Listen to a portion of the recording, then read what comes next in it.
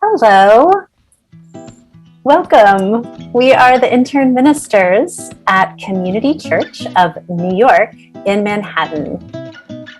We are Unitarian-Universalists in the process of becoming ordained clergy. In this podcast, we delve into the life of an intern minister. We explore the ways our lives and internships intersect and how this is ministerial formation. I'm Meagan Henry. I'm Carrie McAvoy. And we're Rev'ing Up!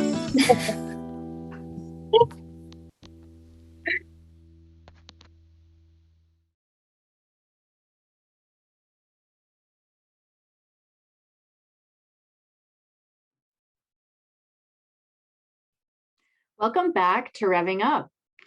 Today, Meagan has a date with her husband, so she is not here.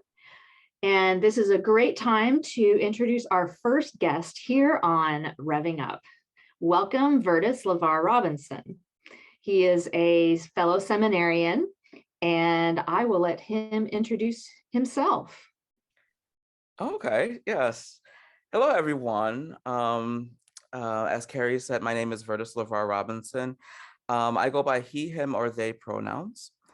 And I am hopefully a last year student at Meadville Lombard Theological School with Carrie and Meagan, who I adore so much, both of them.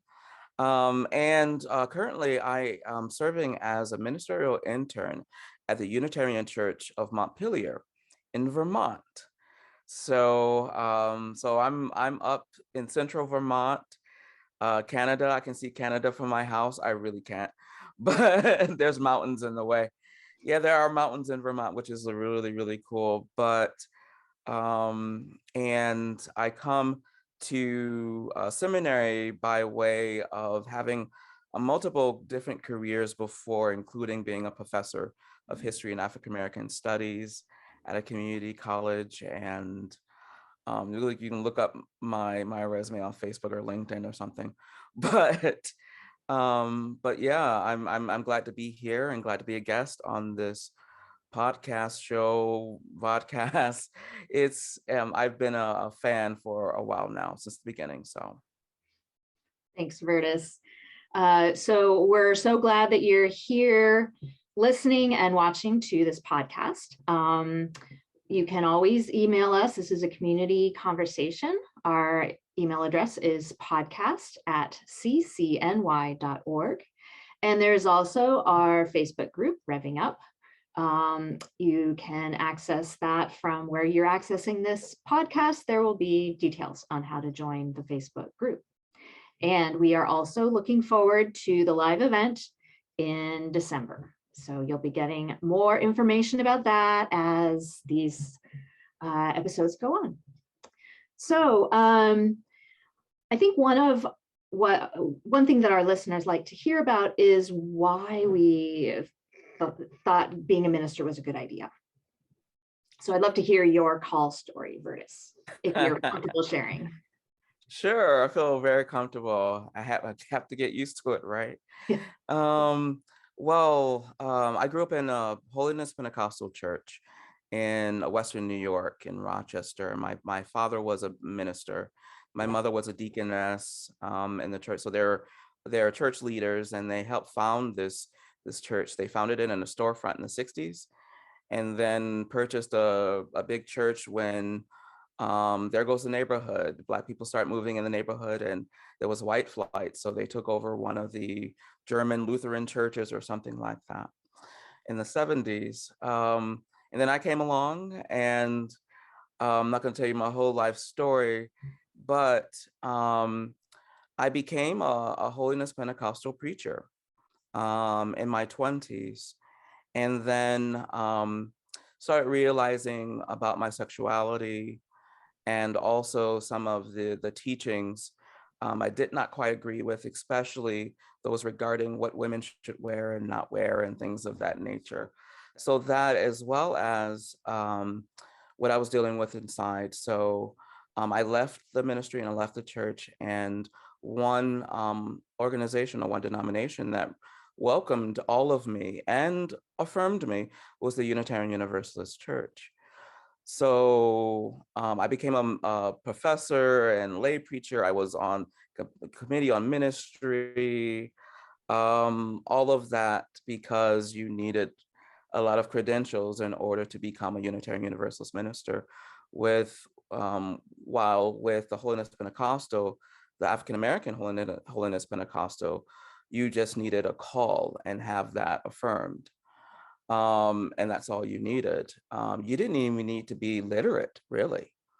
And so it was very, very different. And I said, after 4 degrees, I am not going to get another one.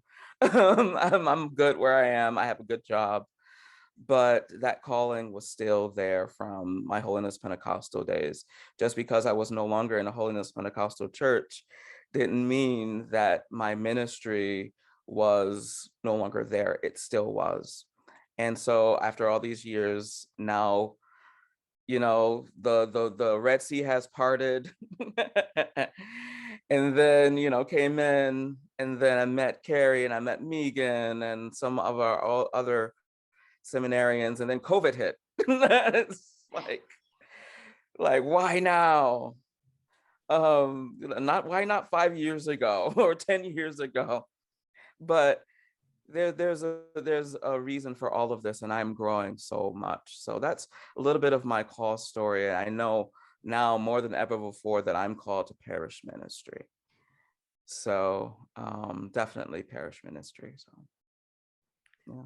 Thanks for sharing your story. That those calls, they do just kind of stay below the surface, and then all of a sudden, for me, it was like yelling at me and pushing me, like, go. I'm like, okay. Right. Be like, I'm not worthy. I'm not worthy. I don't What am wanna I do this. doing? Yeah. It's definitely it's for the pay though, 'Cause I Absolutely. heard that it pays Absolutely. extremely well. And the job security. Job security, right. And you just have to come on Sundays, right? That's it. That's all you have to do. Yeah. No. Thank goodness for internships, because wow. Okay. Dive right in, right?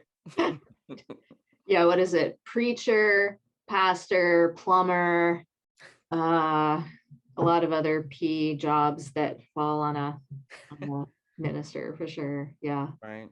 Yeah. So one of the things that you and I thought might be interesting to our listeners and viewers has to do with just how our experiences have been. You in your location in Vermont, and our listeners have heard a lot about Meagan's and not my experience here in New York City. So I'd love to just kind of talk about how our experiences might be different. So anything come to mind right off? Well, I mean, location, right? Mm-hmm, mm-hmm. Oh, I would love to be in New York City right now. Maybe not a year ago, but when you started your internship. And here I am, I'm in Vermont, which has the highest vaccination rate, as well as the lowest rate of infections and death. I think in the country, at least it's one of the top ones. But one of the reasons for that is how vigilant, vigilant, I think that's the word, vigilant they were at masking, at keeping distant, and also, the population per capita is not that large. So I'm in Montpelier, and Montpelier, if you don't know, is the capital of Vermont. I didn't know that. I know, just like some people think that New York City is the capital of New York. I'm just like, oh no, it's not. That's easy to get wrong.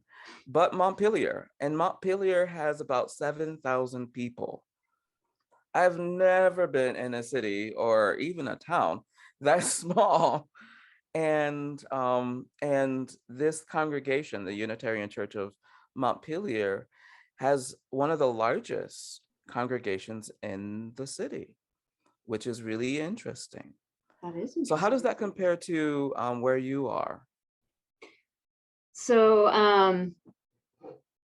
our congregation, Community Church, has about 150 members right now. And it used to be one of the larger congregations in the whole denomination. It used to have upwards of 1,000 people. So it's been there's been a lot of change over the past few decades, and now we are right in Manhattan, like within walking distance of Grand Central. It's Wow. almost on the same block as the Empire State Building, so very, very urban, in the largest city in the country. So it's very different. Like it's so different than your experience as far Yeah. as location, right? And I'm taking a class on sensory rich worship right now, and they talk about how bringing in art and music and dance, and we have all of these resources available to us just because of location, right? Yeah. Yeah, and so we have about 250, and 250, and then there's about 150 more who are our friends who are not formal members of the church. So it's a large congregation for this area. Unfortunately, or because we are in Vermont, and Vermont is, I don't want to put a my judgment on it by say unfortunately. These are just the facts. Let me just put it.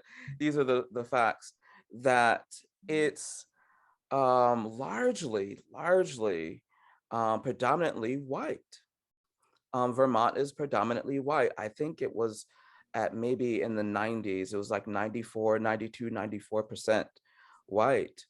African American is about like 1.2% or something like that. And it's noticeable. It really is noticeable. And you see that in the congregation as well. The congregation is actually doing quite well, having a little bit more than as a representation of the state. And I'm a person of color, obviously. But if you can't see me, then it's not obvious. I am African American.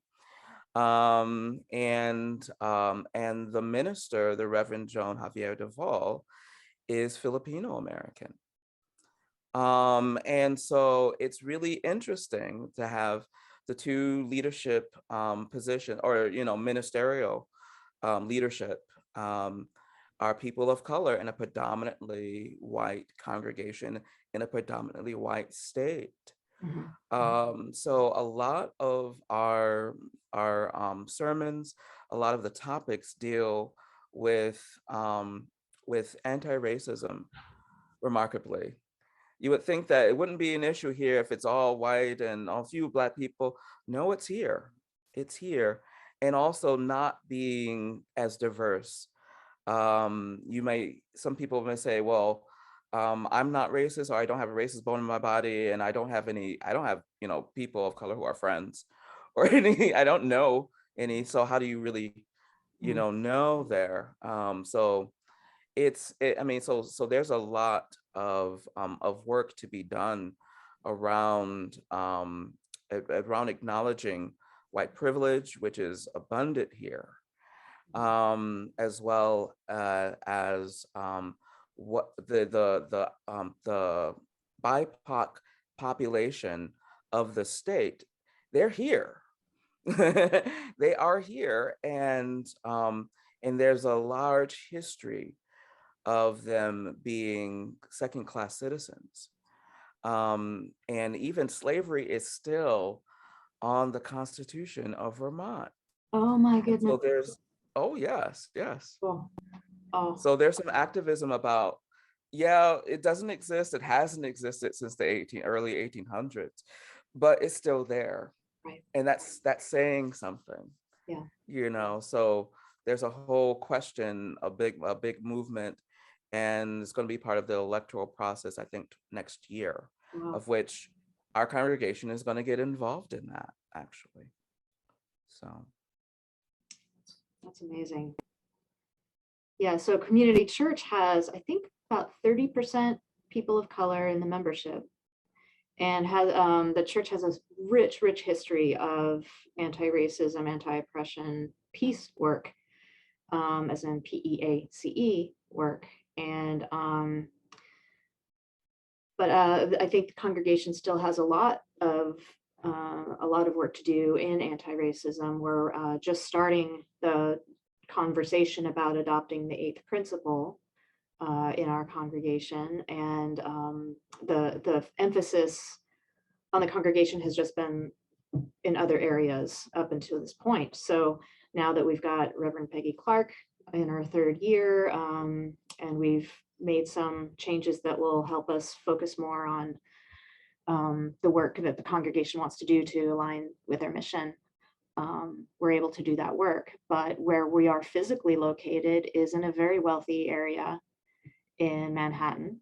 And there's a huge disparity in economics within the city. Like, there are homeless people who come in before service looking for food. And yeah, so we are here, the church is on Park Avenue, and we still have work to do. yeah. And currently, in fact, after I'm through speaking with you all, there is a rally the good thing about being here is that this is the capital, and so there's a state house, and there's a big state house lawn, and it's in like walking distance to the church. You can see it from the church and vice versa. And there's a rally about some of the homeless provisions during COVID. And they were putting a lot of them in hotels and keeping them there because the shelters were not as adequate, during COVID to keep from the spread of the disease. So, but now it's running up, and they've delayed it, but it seems like there's a movement to stop the program and then to just release people on their own, and not to continue it. So we are going to join them and rallying for keeping that program going, and not abandoning our mission, and as well as our principles. And so yeah, I mean, those are similar issues that we both have faced, especially during COVID. Yeah, absolutely. Oh. Yeah. So also, I know that Meagan and I have been talking a lot about chaplain training, CPE, this season. And I know that because of COVID, a lot of seminarians have been kind of piecing together their own CPE programs. And I know that you worked with your congregation, right, to do your chaplain training. And I think this is a great opportunity to talk about how pastoral chaplaincy can be different than hospital chaplaincy. So I'd be interested to hear your ideas around that. Yeah. Well, yeah, so I spent the time in, for CPE, we have to do like 300 hours of contact or on-call, mostly contact hours, and then an hour and 100 hours in a classroom setting. So you can imagine with, about 300 or so people in the congregation, be like, oh, that'll be a breeze to get those contact hours. And no, not so much, especially UU congregations, and certain settings, they call on the minister for almost everything. They call on the minister for, I need you to pray for me because of this, because of that. I'm going to the hospital. I don't know what to do. and they rely on the minister for that. And a lot of our congregations, they really don't, unless they're in crisis or, they have created a relationship with the minister for pastoral care. Um, and, and so that was really difficult because some people, if they, had some type of a crisis or whatnot, a lot of people had their own therapists. So they were just like, I'm just going to go to my therapist. And the interesting thing is that when I did do some pastoral care calls, and I'm finishing up now, I had to take an extension because couldn't get a lot during the summer. But it's happening now. Like, we're still going through COVID, help. I need to talk to someone about this. Okay, I'm a good person to talk to about this because I'm going through it too. The the so some people would talk to me like, yeah, I have an appointment with my therapist after this. So with me, so with their therapist, they're going through some solutions and things like that. But when it came down to this, it was more of the spiritual practices. It was more of, it was more religious based than, I need some tools to help me through life, because some of them are already getting that. And I can imagine that in a hospital setting, it'll be mostly the same thing. However, when you can have a rotation, there are people who are always there and people who are always in need to talk or pray for or pray with, or and for a congregation, you mostly got people who lived alone, who didn't have a spouse or family, um, and were seeking some type of connection with someone because of COVID and things of that nature. So it was very, very different in the sense that I was not always on call. It wasn't a set amount of hours. It could be randomly that, okay, this just happened, this person just got a diagnosis, and you get called right away. Or that you hear from a rumor mill from someone else that, I think you might want to give this person a call. It was more of that than, than constantly I can just go, room to room. I couldn't go from house to house because that'll be solicitation. So, Right. so it was a little bit more difficult to get those hours. But the one thing that I'm so glad I did it, even though it was like, oh my gosh, I'm not going to get enough hours, was the fact that during COVID, and I'm sure that you can attest to this, we were virtual most of the time. So, I may have interactions during coffee hour with some people. If I see people randomly, sometimes with masks, I have no idea if they're congregants or not. And it was just like the ministerial intern just passed me, didn't say anything. I'm like, it's hard, especially when people don't have their cameras on Zoom. So this gave me an opportunity to like really get to know a lot of congregants that I may have only chatted with in the chat on Zoom, or,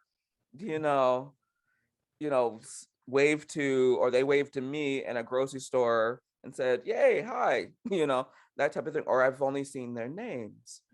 So that gave me an opportunity to really get to know the more people in the congregation that I didn't have during COVID when we were virtual most of the time. Yeah. So it seems like some of the differences are you may have worked with them in crisis, but not necessarily. And I think certainly there's always an atmosphere of trust that needs to be set to be there in any chaplain situation, but in a hospital setting, it's that trust is like either right there or not. Like there were people who were like, nope, don't want to talk. but when you're doing it in a congregational setting, it seems like it's way more continuing the layers of trust that have already been established. And it's interesting that you brought up therapy versus chaplaincy versus, so what do you think of some of the distinguishing aspects of that in your experience? Yeah, well, I'm not a psychologist. Mm-hmm. I don't have that training. Mm-hmm. Sometimes I wish I did, so I can, that type of thing. And, if there are, the one thing that we can do is, how a doctor has a specialist and they say, I'm going to refer you to the specialist. We can do that. We can absolutely do that. Whereas I think in a hospital setting, it's more your role is more defined, because all the medical doctors there, the psychologists are there, Mm-hmm. and so they know your role. But Right. with a congregant, they may not know your Mm-hmm. boundaries. Right. Especially if you are their minister for years, or even 2 years as an intern, and they want to see you every month at every other, I'm just like, no, this is not how this works. Mm-hmm. And you can still do the 3 rule, and it's like, okay, after 3 sessions, if this still persists, maybe we can seek some alternatives and alternative people for you to talk to. So, that's there. But the therapy part is so essential to understand. And also because it's easy to get into that of your role becoming a therapist, but for forgetting that you're also the minister. Mm-hmm. So it's like, okay, yeah, we can talk about, relationships and things like that, but also let's bring it into a spiritual setting, and talk about some practices. Just talk about how is this impacting your relationship with the church community, and always bring it back to, your own training. Your training as a minister. I wasn't trained to be a therapist or a psychologist or to psychoanalyze anyone or their depression or to rate their depression. I'm not trained in that. Not trained in that. But I can offer spiritual care and, grounding and suggest practices, things of that nature. So Yeah, that reminds me of the Pastoral Care class that where a lot of it was, what's the Rolodex you have? And I mean, we don't have Rolodexes anymore, but it's ministers are called on to refer to all different kinds of places, therapists, psychologists, psychiatrists, shelters, food pantries, gosh, anything you can think of, congressmen, mm-hmm. Like legal aid, legal have aid, all of that. yeah, housing aid. Yeah, because I have a little studio apartment here, and I can't house people. It's just me and the cats. And this is all the room for. But we can have that Rolodex. Yeah. And refer them to the people who are specialists in these areas. Right. And so I think that's one key difference between being, doing pastoral care and, being the fix. Right. Which we are not the fixers. We're not the fix, no. We just ask more questions. I can't, like someone had contacted me and was just like, yeah, do pastoral care so you can take care of me. And I was like, no, I am not going to take care of you. I already have some fur babies that I'm taking care of and a betta fish, and that's all they're taken care of. But I can be, and I can let you know that we care. and how to care for yourself, Right. give you some suggestions, and be that listening, active listening ear. That is the care, and refer you to who can really fix Right. some of the issues, because I can fix a toilet a little bit, and in the lobby there, but there's comes a time where it's going to go beyond my little skill set, and I'm gonna have to call the plumber in. Yeah. So and charge it to the church, but No. Yeah, thanks. That's really useful, a useful perspective for sure. So one more question before we go. What is something that you would love to tell our audience? Oh. Well, like you are, we are also in deliberation of the eighth principle.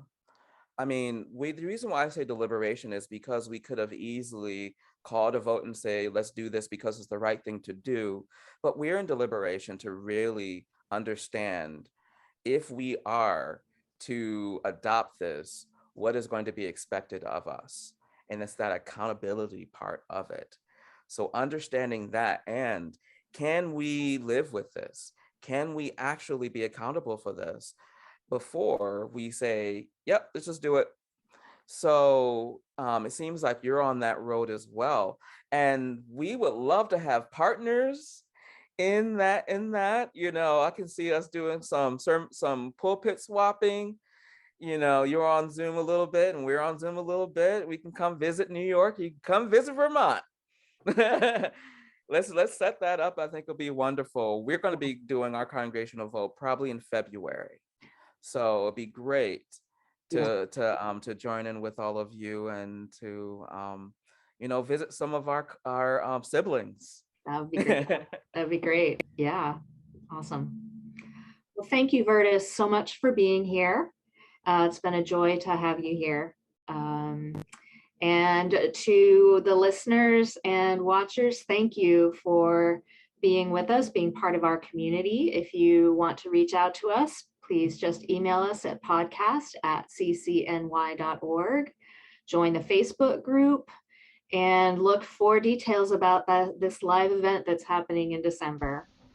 Thanks a lot.